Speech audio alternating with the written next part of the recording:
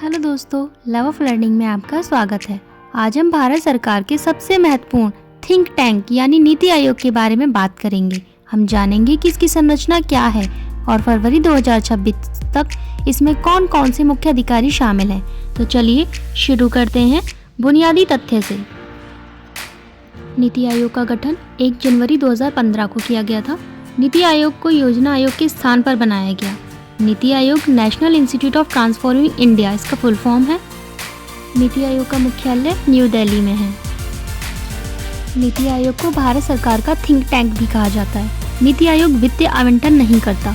नीति आयोग सामाजिक आर्थिक मुद्दों को सरकार को सलाह देता है।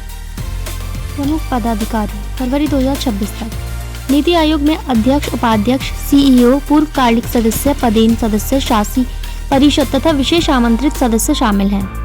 पूर्वकालिक सदस्यों की संख्या 5 होती है। मुख्य कार्यकारी अधिकारी DR सुब्रमण्यम जी हैं। नीति आयोग के वाइस चेयरमैन यानी उपाध्यक्ष सुमन बेरी जी हैं। उपाध्यक्ष की नियुक्ति करते हैं प्रधानमंत्री जी। पदेन सदस्यों की अधिकतम संख्या होती है 4। पदेन सदस्यों को नामित करते हैं प्रधानमंत्री जी। गवर्निंग काउंसिलिंग में भारत के सभी मुख्यमंत्री और केंद्र शासित प्रदेशों के राज्यपाल, प्रशासक शामिल होते हैं। विशेष आमंत्रित सदस्यों में विभिन्न क्षेत्रों के विशेषज्ञ भी शामिल होते हैं। नीति आयोग के अध्यक्ष होते हैं प्रधानमंत्री। उपाध्यक्ष को कैबिनेट मंत्री का दर्जा मिलता है। सीईओ भारत सरकार के सचिव स्तर का अधिकारी होता है। सीईओ की नियुक्ति प्रधानमंत्री जी करते हैं। नीति आयोग के पहले उपाध्यक्ष थे अरविंद पानगाड़िया। नीति आयोग के पहले सीईओ थे सिंधु श्री खुल्लर।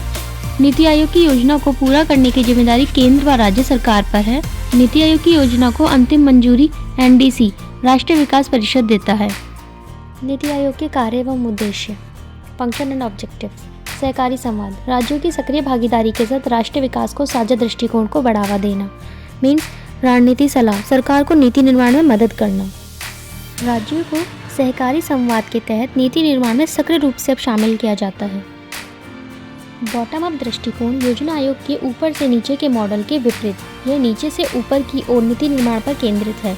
विकास की इसका मतलब है विकास की योजनाएं अब केवल केंद्र में नहीं बनती, बल्कि ग्राम, जिला और राज्य के स्तर पर भी सुझाव और आवश्यकताएं ली जाती हैं। ये माना जाता है कि एक ही आकार सभी के लिए सही नहीं होता, इसलिए स्थानीय ज़रूरतों के अनुसार अलग अलग योजनाएं बनाई जाती हैं। सतत विकास लक्ष्य, भारत में सतत विकास लक्ष्यों को अपनाने और उनकी निगरानी करने वाली नोडल एजेंसी है, ताकि राज्यों के बीच प्रतिस्पर्धा बढ़े।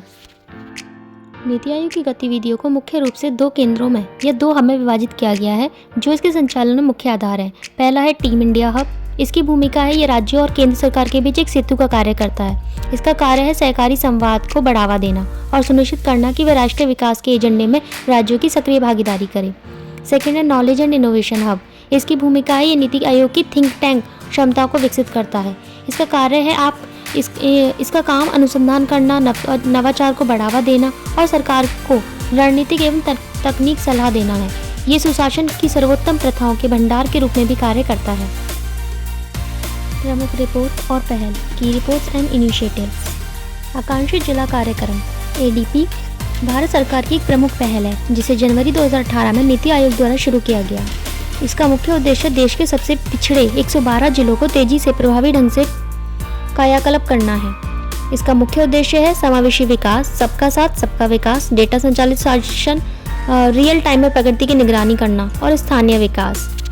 अटल इनोवेशन मिशन, इसकी शुरुआत 2016 में नीति आयोग के तहत शुरू किया गया था। इसका प्रमुख कार्य है ये मिशन स्कूल, विश्वविद्यालयों और उद्योगों के विभिन्न स्तरों पर काम करता है, ताकि एक ऐसा इकोसिस्टम बनाया जा सके जहां नए विचारों को प्रोत्साहित किया जा सके।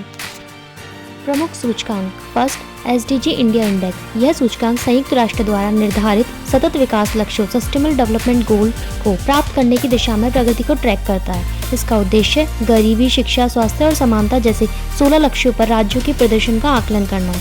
सेकेंड, निर्यात तैयारी सूचकांक। यह राज्यों और केंद्र शासित प्रदेशों को निर्यात क्षमता और प्रदर्शन को मूल्यांकन करता है। इसका महत्व लक्ष्यों और राज्यों के बीच प्रतिस्पर्धा को बढ़ावा देना है और भारत के वैश्विक व्यापार को अग्रणी बनाना है। थर्ड है राज्य स्वास्थ्य सूचकांक। यह सूचकांक भारत के राज्यों में स्वास्थ्य सेवाओं की स्थिति और उनमें हो रहे वार्षिक सुधारों को मापता है। इसे नीति आयोग, स्वास्थ्य एवं परिवार कल्याण मंत्रालय और विश्व बैंक के तकनीकी सहयोग से तैयार किया जाता है। इसका फोकस मुख्य रूप से नवजात मृत्यु दर को रोकना है, ताकि राज्यों में स्वास्थ्य सेवाओं में सुधार के लिए प्रेरित किया जा सके। शासन के 7 स्तंभ वास्तव में भारत नीति आयोग द्वारा प्रभावी शासन के लिए निर्धारित किए गए सिद्धांत हैं। इन सिद्धांतों की व्याख्या इस प्रकार है। फर्स्ट है जनहितैषी। इसका अर्थ है कि शासन ऐसा होना चाहिए जो समाज और व्यक्ति दोनों में आकांक्षाओं को पूरा करे। सेकंड है सक्रियता। भारत सरकार को नागरिकों की जरूरतों का पूर्वानुमान लगाकर उसे त्वरित प्रतिक्रिया देना चाहिए। थर्ड है सहभागिता। शासन में नागरिकों की सक्रिय भागीदारी और जुड़ाव सुनिश्चित करना। फोर्थ है सशक्तिकरण। समाज के सभी वर्गों विशेषकर महिलाओं को हर क्षेत्र में सशक्त बनाना। फिफ्थ है समावेशिता। जाति, धर्म, लिंग के भेदभाव को बिना सभी लोगों को विकास की मुख्यधारा में शामिल करना। सिक्स्थ है समानता। सभी नागरिकों को विशेषकर युवाओं को समान अवसर प्रदान करना। सेवंथ पारदर्शिता। सरकार के कामकाज को पारदर्शी, दृश्यमान और जवाबदेह बनाना। Thank you.